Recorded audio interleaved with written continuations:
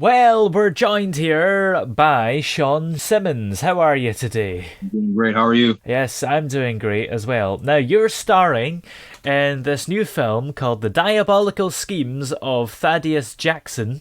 So, for people that aren't too familiar with the film, can you just describe the basic premise of it, first of all? Okay, so basically there is an evil type Superman character called the Supremacist. The Supremacist basically embodies every bad cop that you've ever heard about in the news.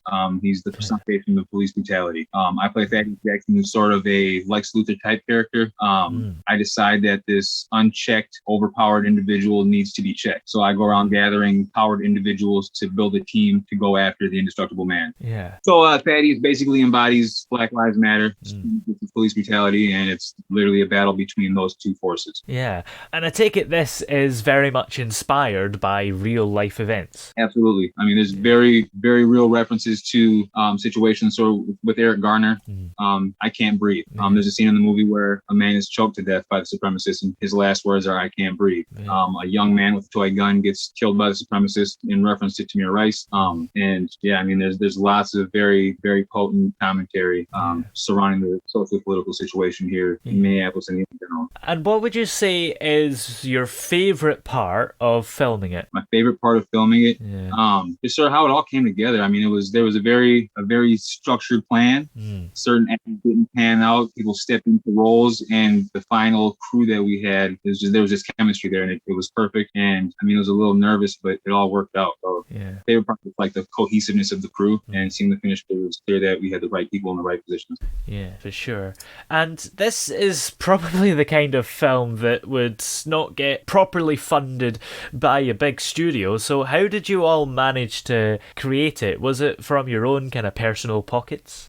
The director, producer, creator, Brandon Crowson, he funded most of the project. And then the rest of the actors and crew, we signed into a contract for profit share. So when the film becomes profitable, then everybody will start being distributed their certain amount. So everybody who came together basically was an agreement that we're going to do our best effort. And hopefully we'll make it down the road. But it was just sort of an honest system. We're just going to do this thing, and hopefully it pans. Yeah, absolutely. And when exactly was it filmed? Because did you have to take some sort of precautions during the pandemic if this was filmed during this last year? It was all pre-pandemic. We finished a little over 2 years ago. And then Brandon Crowson, being the driven machine that he is, he does all of the editing, all the post-production is done by one guy. Wow. So after 2 years of editing, we're kind of scratching our heads like, did we lose any steam? And sadly we didn't. We kind of hope we did, but no, I mean, things didn't really change between then and now. Obviously with the George Floyd case, things are still bad. We still changed.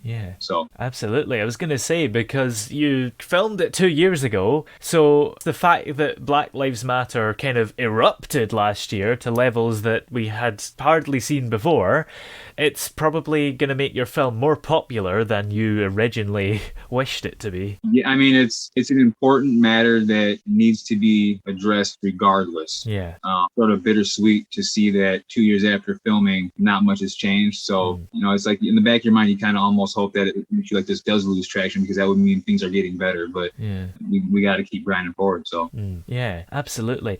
And do you think that things will slowly get better? Because I don't know, it seems that even though there's been so much outrage over this last year, it still happens, police brutality. And you would have thought, as a police officer, the very last thing you would do in any sort of climate is to harm anyone, right?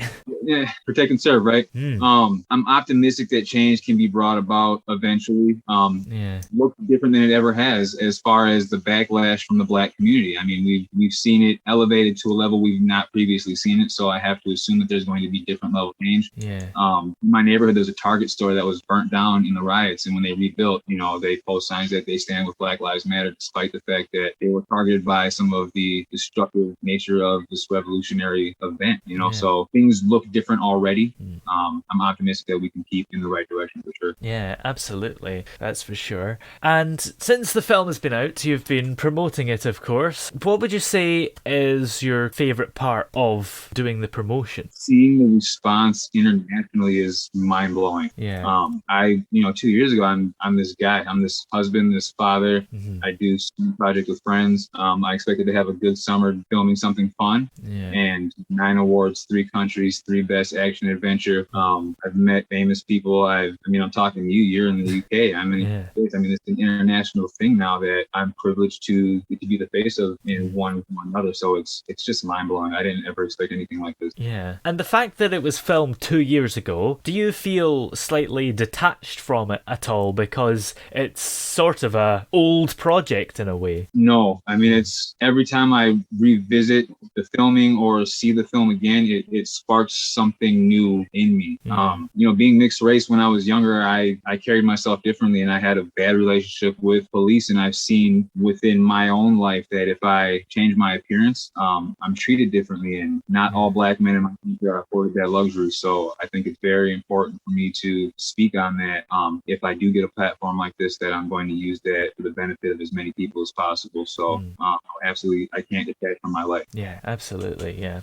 So after this film, are you yourself going to be working on any other projects? Yeah. Oh yeah. He's got a 10 film plan. This is number 2, so we got 8 more to go. Wow. Expect a lot more from Son of a Crow Productions. We got a lot of things in the pipeline. Yeah, that's definitely exciting. So, in your own words, why do you think people should watch this film? It is the spoonful of sugar to take the bitter medicine. It's a superhero movie with explosions and lasers and aliens and spaceships, and we're talking about very important political issues. Yeah. So it helps to palate some of that distasteful stuff that actually goes on. So it's I think it's perfect. Yeah, absolutely. Well, where are we able to find the film if we'd like to watch it? So on September 3rd, it will be streaming on tons of platforms for sure. Amazon Prime, it's going to be included with your subscription. So if you have Amazon, just log in on September 3rd, look at the Diabolical Schemes of Thadeus Jackson and enjoy. Yeah, absolutely. That's quite accessible then if it's part of the subscription. There's not really any excuse not to watch it if you're already subscribed. Exactly. Yeah. There's more things you could watch on Amazon for sure. Yeah. Well, thank you very much for dropping by. It's been great having you on the show. Thank you.